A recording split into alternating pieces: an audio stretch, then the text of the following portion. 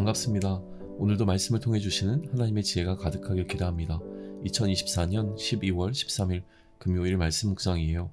오늘 묵상할 본문은 아모스 7장 10절로부터 17절까지의 말씀입니다. 한 줄 묵상과 적용입니다. 하나님의 사명으로 살아가는 자의 권위는 하나님께로부터 옵니다.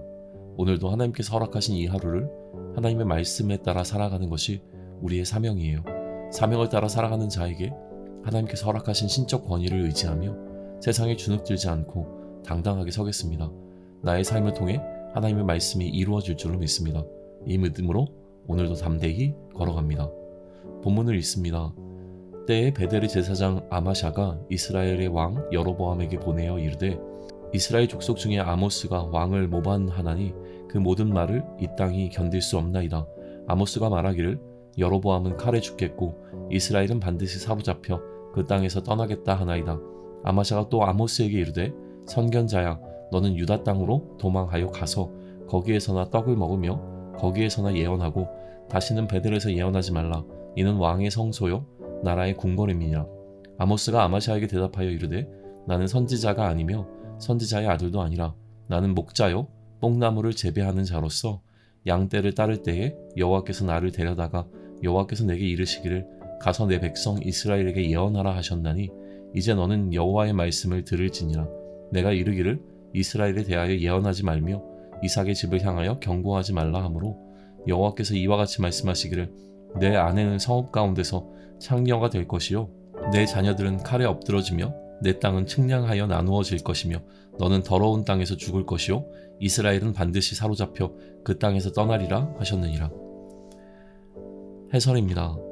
오늘 본문에는 아모스와 아마샤의 대립이 기록되어 있습니다. 아마샤는 북이스라엘의 종교적 중심지인 베델의 제사장으로 금송아지를 숭배하며 하나님의 뜻을 거스르는 잘못된 제사장이었어요. 하나님의 심판 메시지를 전하는 아모스를 불편하게 여겼던 아마샤는 당시 왕 여로보암에게 아모스를 고발하며 그를 국가적 반역자로 몰아가죠. 아마샤는 아모스를 선견자라고 비난해요. 그를 예언 활동을 통해 이익을 취하는 직업적 선지자라고 폄하했습니다.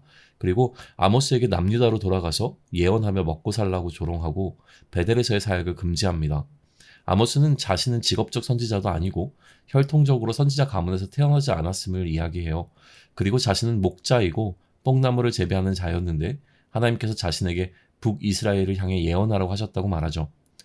자기를 직업적 선지자로 비하하는 아마샤를 향해 아모스는 자신의 권위가 하나님께로부터 온 것임을 밝힌 것입니다. 그렇기에 아모스는 아마샤의 조롱과 금지 명령에 굴복하지 않았어요. 아마샤가 자신의 사역을 금지한 것은 곧 하나님의 말씀을 거스르는 행위였기에 아모스는 하나님의 심판이 이스라엘뿐만 아니라 아마샤 개인과 그의 가정에 임할 것임을 선포합니다.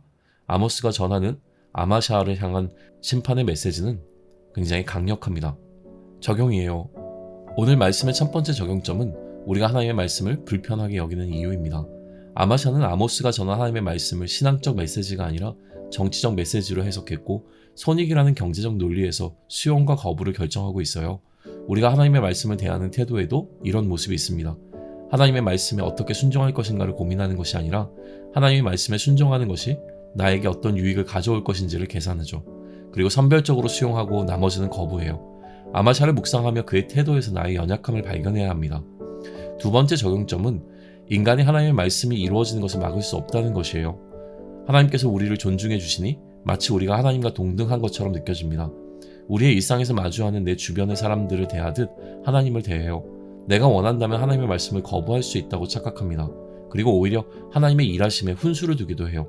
하나님께 그렇게 하지 말라고 간구하죠. 그러나 그 누구도 하나님의 말씀이 이루어지는 것을 막을 수 없습니다. 하나님은 이 땅에서 자신의 공의를 반드시 나타내실 것이기 때문입니다.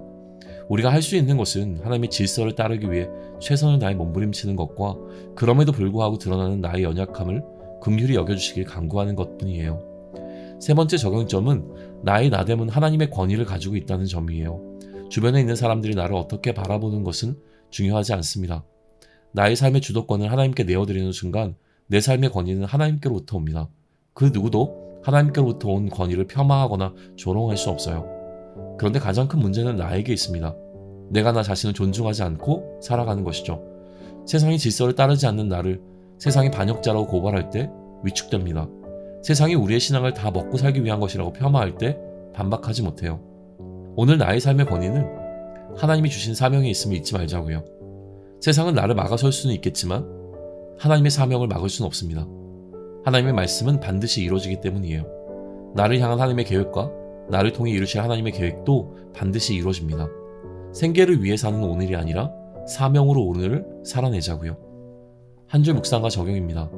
하나님의 사명으로 살아가는 자의 권위는 하나님께로부터 옵니다. 오늘도 하나님께서 허락하신 이 하루를 하나님의 말씀에 따라 살아내는 것이 우리의 사명입니다. 사명을 따라 살아가는 자에게 하나님께서 허락하신 신적 권위를 의지하며 세상에 주눅들지 않고 당당하게 서겠습니다. 나의 삶을 통해 하나님의 말씀이 이루어질 줄로 믿습니다. 이 믿음으로 오늘도 담대히 걸어가겠습니다. 기도드립니다. 저를 하나님의 사명자로 부르시고 권위를 허락해 주심에 감사드립니다. 오늘도 하나님의 말씀을 따라 살아가기를 결단합니다. 세상의 시선과 조롱에 주눅들지 않게 하시고 하나님께서 주신 신적 권위를 의지하며 당당하게 서게 해주세요. 어떤 상황 속에서도 하나님의 질서를 따르게 하시고 저를 통해 하나님의 공의와 정의가 흘러가게 해주세요. 나의 나약함을 긍휼히 여겨주시고 주님의 능력으로 채워주심으로 이 하루를 사명으로 살아가는 은혜를 주실 것을 기대하겠습니다. 도와주세요. 예수님의 이름으로 기도드립니다. 아멘.